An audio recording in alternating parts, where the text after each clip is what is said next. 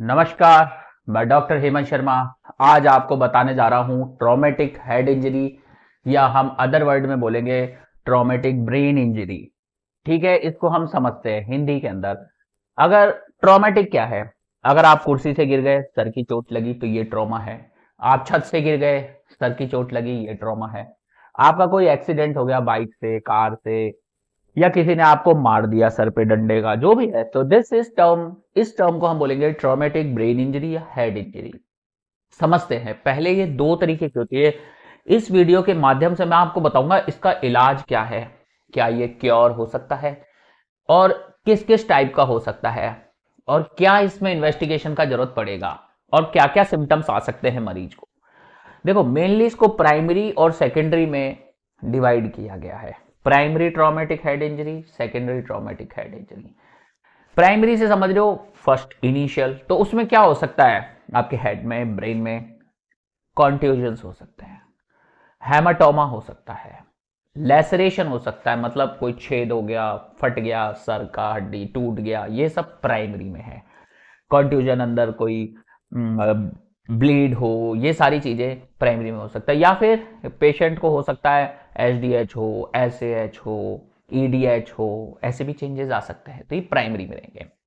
उसके अलावा secondary, secondary क्या होता है, ये तुरंत था, प्राइमरी मतलब तुरंत इंसिडेंस हुआ, जैसे आपके साथ घटना घटित हुई वैसे ही आपके साथ हुआ, तो ये चेंजेस है प्राइमरी।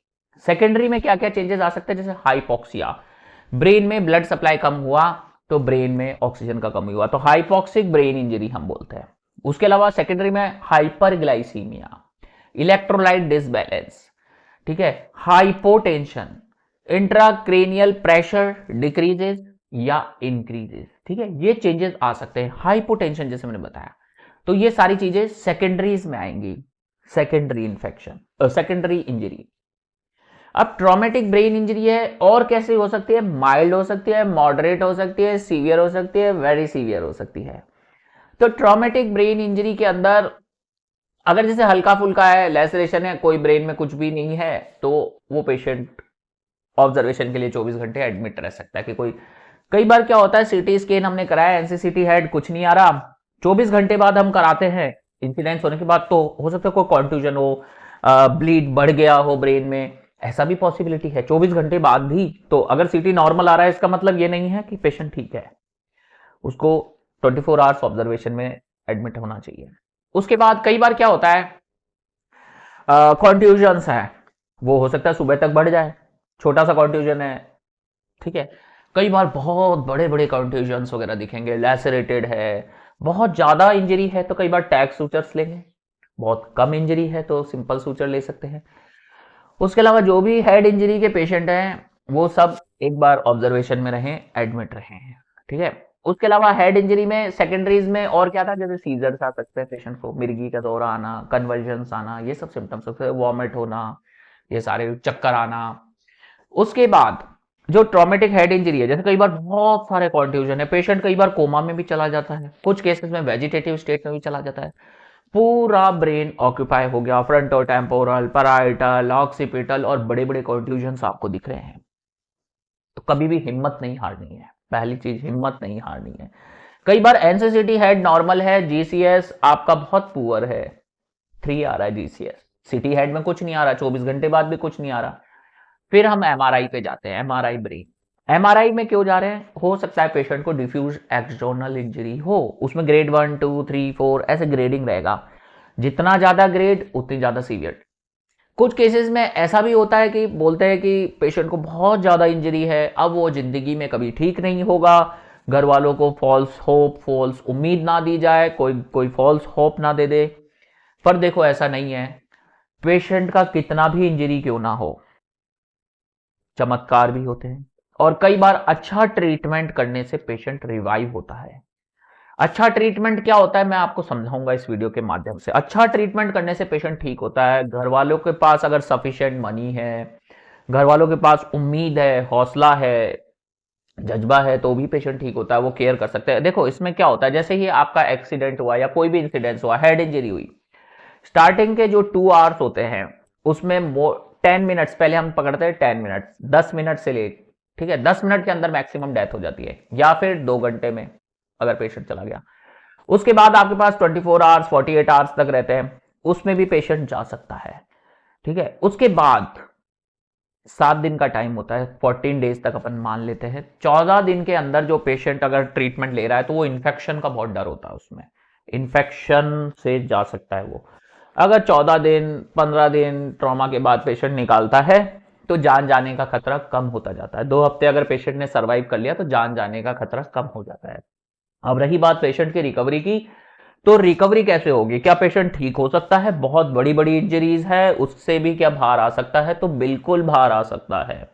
जब 100 डॉक्टर आपको मना करेंगे कि इसका कुछ नहीं होगा, फॉल्स होप मत लो, तो भी ऐसे ऐसे डॉक्टर्स हैं दुनिया में जो बताते हैं कि हाँ पेशेंट रिकवर हो सकता है, और रिकवर होते हैं। हो नहीं सकता है, होते हैं, पहले भी हुए हैं, आगे भी होंगे और नए भी होंगे। पर उसमें डिपेंड करता है, जैसे age factor, comorbidities. Age factor जैसे कोई बच्चा है या कोई जवान है तो उनके रिकवरी के चांसेस होते हैं, क्योंकि उनमें फिजियोलॉजिकल रिजर्व होता है और हमारे ब्रेन में हर दिन नए न्यूरॉन्स बनते हैं। हो सकता है पुराने जो न्यूरॉन्स थे वो डैमेज हो गए, कोई दिक्कत नहीं, पर नए न्यूरॉन्स भी तो बन रहे हैं, तो हर दिन रिकवरी होता है।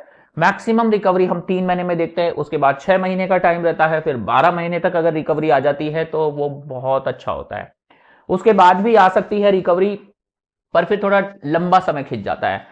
तो अब ब्रेन इंजरी है, सबने हाथ खड़े कर दिए हैं, तो अब क्या किया जाए, कैसे ट्रीट किया जाए? देखो, पहले तो इन्फेक्शन के लिए कल्चर्स कराया जाए, सारे कल्चर। जैसे कोई नाक से ट्यूब डाल रखी है, मुंह से ट्यूब डाल रखी है, आरटी, तो उसका कल्चर हो।